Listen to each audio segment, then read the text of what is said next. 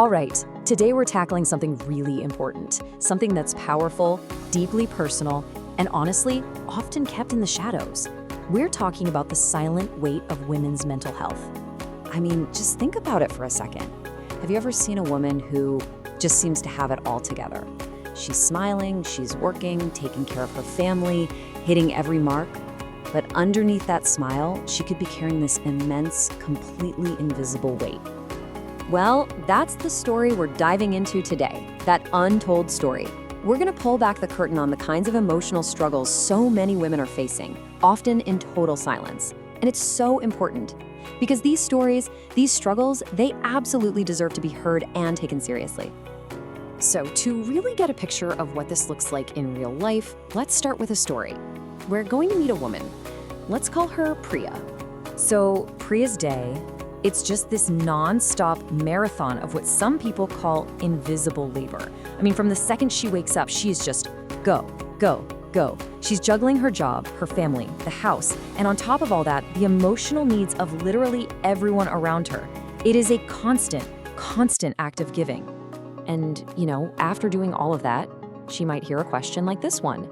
A question that just completely dismisses everything, doesn't it? The sheer amount of effort she puts in. But she just smiles. That smile, it's really a shield. Because here's the thing, the work doesn't just stop when the day is officially over. Nope. That's when her mind really kicks into high gear. The worries take over, worries about money, the kids, her job, the future, what people think. All of that stress just builds and builds quietly when everyone else is asleep. Okay, so that's Priya's story. But the thing is, this is not just one person's isolated experience. Not even close. Let's zoom out a bit, because her story, it resonates on a massive, massive scale. Priya's story is really the story of millions of women. And get this, the research actually shows that women are nearly twice as likely as men to be diagnosed with anxiety. This isn't a coincidence. It's a huge systemic issue. And it's rooted in this enormous weight of expectations that gets placed on their shoulders. And what's so wild is how many of these expectations totally contradict each other. You're supposed to be strong, but also super gentle. Be a high achiever at work, but be available for everyone 24/7.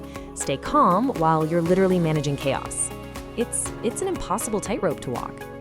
And that pressure just gets piled on by so many other things. You've got everything from the very real, physical toll of hormonal changes to the mental game of scrolling through social media and seeing all these perfect lives. I mean, any one of these things is a heavyweight by itself. You put them all together, it can be absolutely crushing. So you might be thinking, if this is so common, why don't we see it more? Well, that's because the signs, they're often really quiet.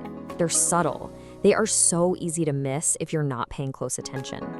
Yeah, we're not always talking about some big dramatic breakdown. It's often the small shifts, getting irritated more easily, crying when no one's around, that feeling of being tired all the time, no matter how much you sleep, or losing interest in things she used to love. It's that awful feeling of guilt for just resting. And it's that painful gap between the smile everyone sees and the emptiness she feels when she's alone. And this right here, this is the core of the problem.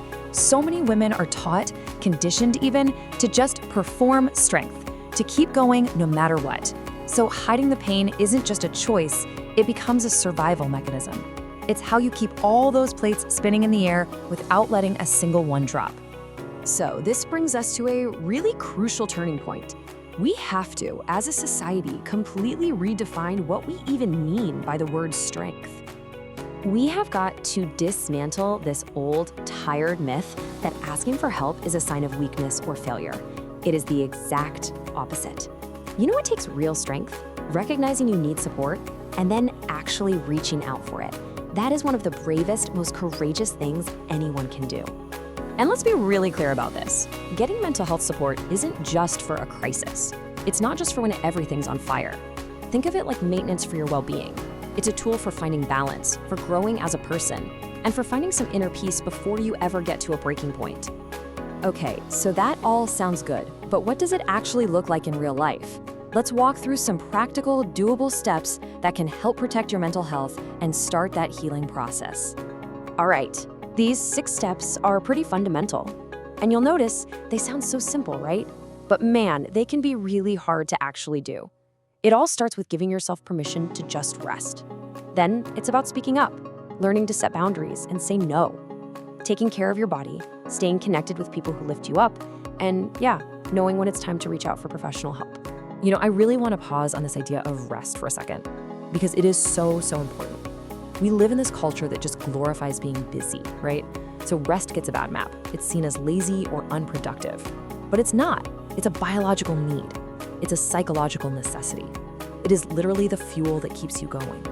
Now, this isn't a journey that women should have to take all by themselves. We all have a part to play in this. Every single one of us can help create a more supportive environment. And you know what? It can all start with a simple conversation. This question: how are you really? When you ask it and you actually mean it, it can be a total lifeline. It just cuts right through that automatic "I'm fine" response, and it opens up a space for someone to be honest. So think about the women in your life, your mom, your wife, sister, friend, colleague, and ask her this. And then just be ready to really listen to the answer. And honestly, that is the key right there. You don't need to have all the answers. You don't have to fix their problems. Sometimes the most powerful thing you can do is just listen. Like truly listen without judging, and just let them know that what they're feeling is valid and that they're not alone in it. And for every woman listening to this right now, I really want you to let this message sink in. Your well-being does not belong at the bottom of the to-do list. It is not something you get to later, after everyone else is taken care of. You deserve care, you deserve peace, you deserve rest, and you deserve support right now. You are just as worthy of that care as every single person you give it to. And ultimately, this is why this matters to every single one of us. This isn't just an individual issue. Because when women are supported, when they are mentally well, the positive effects just ripple out everywhere. It leads to stronger families, better workplaces, and healthier communities for all of us. That silent weight, it's really a shared burden. And when we work together to lighten it, we all rise.